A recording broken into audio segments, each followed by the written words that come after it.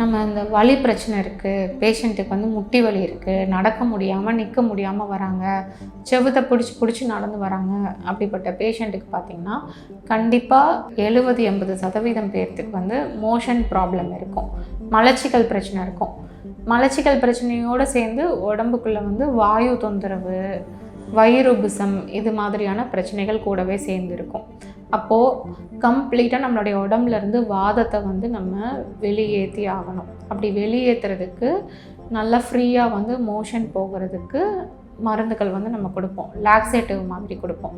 சாதாரணமாக மோஷன் நல்லா மலத்தை வந்து லைட்டாக நம்மளுக்கு இலக்கி லூஸ் பண்ணி வெளியேற்றுற மாதிரியான மூலிகை மருந்துகள் கொடுக்குறப்போ உள்ளே இருக்கக்கூடிய காற்று, அந்த அதிகமாக இருக்கக்கூடிய வாதமும் நம்மளுக்கு சேர்ந்து வெளியேற ஆரம்பிச்சிடும். மோஷனும் டைட்டாக இல்லாமல் எலகெல்லாம் நம்மளுக்கு ஃப்ரீயாக நம்மளுக்கு வெளியேறிடும்.